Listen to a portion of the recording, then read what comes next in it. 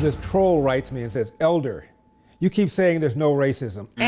Penalty flag, $10,000 to your favorite charity where you find where Elder said there's no racism. What Elder says is that racism is no longer a major factor in American life anymore and can no longer hold somebody back who's determined. You know who else would agree with me, although it's always dicey to say dead people would agree with you?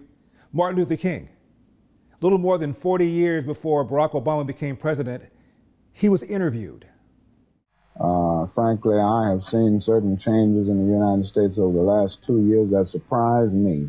I've seen levels of compliance with the Civil Rights Bill and changes that have been most surprising. So on the basis of this, I think we may be able to get a Negro president in less than 40 years. I would think that this could come in 25 years or less.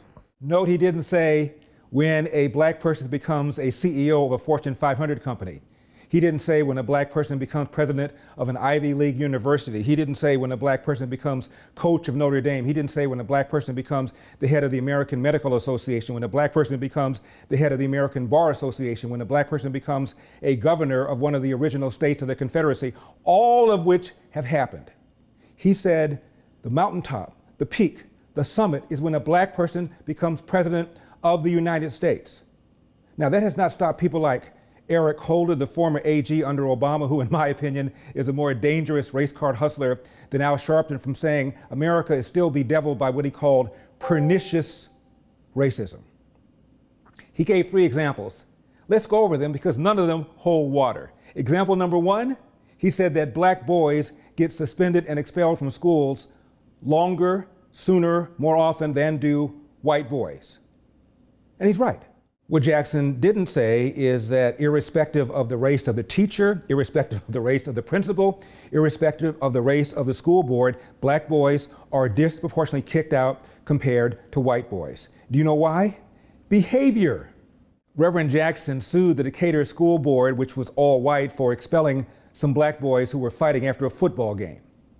This fight broke out in the stands of the MacArthur-Eisenhower football game in Decatur. As a result, 6 students were expelled, the result of the district's zero-tolerance policy on violence. But the school board's decision caught the attention of Reverend Jesse Jackson of the Rainbow Push Coalition in Chicago. Jackson said the students received an overly harsh punishment because they were black, setting off a storm of protests and Jackson's arrest. It's much bigger than the 7 children here. At this very moment, it's as big as 200 protesters. And it's big enough that Decatur police shut everyone out of the building. Can I have one moment with you? Including Jackson's closest advisors. I just want to talk to the officer in charge. And standing just outside the fray, a brave soul, a single supporter of the school board. It's sad that I'm considered racist because I'm standing here in support of the school board. I'm not. I'm the farthest thing from a racist, but this has just become an issue of race. Well, Jackson's case was dismissed by the federal court because the school board noted, as I said, that it doesn't matter the race of the principal or the school board. Black boys are disproportionately kicked out compared to other races of a given school. Now, why does anyone not want to talk about behavior?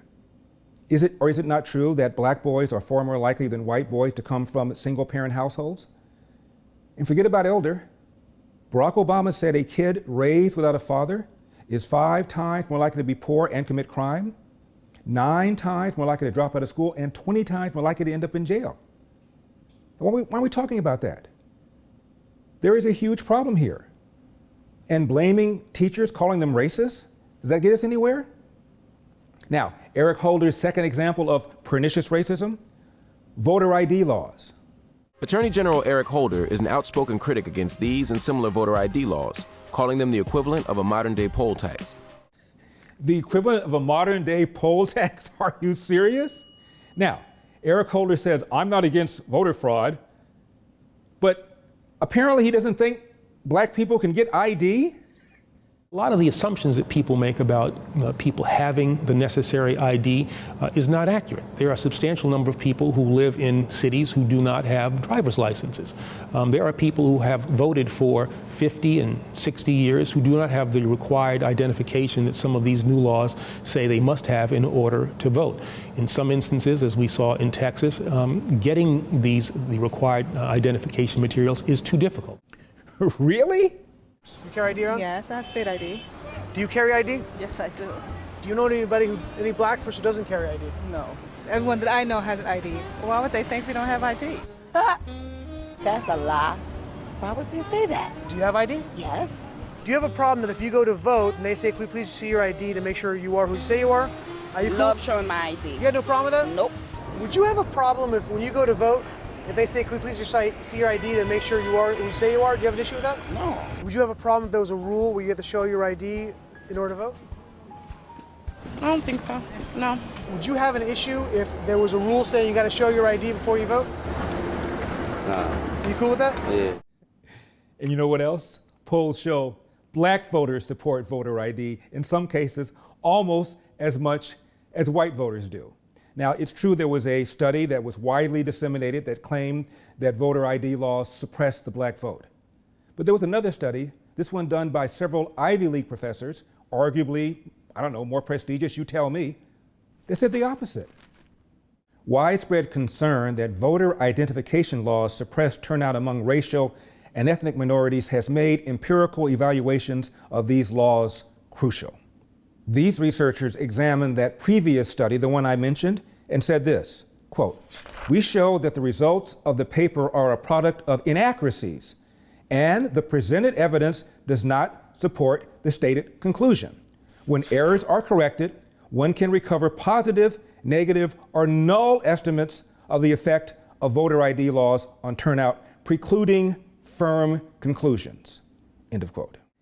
This study says the evidence is inconclusive. We can't reach any conclusions. We certainly can't reach a conclusion that the voter IDs suppress the black vote, but that did not stop Mr. Holder from making the assertion, did it? Now, if voter ID laws are suppressing the black vote, it ain't working. In 2008, the year that Barack Obama ran for president, as a percentage of eligible voters, more blacks voted than did whites. So the voter ID laws, if they're designed to suppress the black vote, they ain't working. The third example that Eric Holder gave is the fact that black criminals get a longer sentence for the same crime committed by a white criminal. What he didn't tell you is that the U.S. Sentencing Commission says that when a judge examines a criminal's record and looks at convictions, that becomes part of the sentencing. And it turns out that the average black criminal has a longer criminal record than the average white criminal. That accounts for the discrepancy. So all three of the examples are lame. When people use the terms institutional or systemic racism, it suggests that they can't find a person who is actually a racist. But it's just that they can't name a racist behavior, so they just call it institutional or systemic racism. You see, here's the problem. When the demand for examples of racism exceeds the available examples of racism, it becomes necessary to invent new examples of racism. And often it's complete and total horse. And the late, great Walter Williams lays out exactly what one needs to do to escape poverty. And it has nothing to do with one's race. There are 4 steps that a person can take, whether he's black or white, that will guarantee that he will not live a life of poverty. 1 is to graduate from high school. 2, to take any kind of job. 3, get married before you have children. And 4, stay out of the criminal justice system. Any questions, Mr. Holder, a man who is with a major law firm in Washington, D.C. as a partner, makes a boatload of money while bitching and moaning and whining about how you, as a black man, can't make a boatload of money because racism is holding you back. Didn't hold Mr. Holder back, but it held you back. I'm Larry Elder, and we've got a country to save. I will see you next time.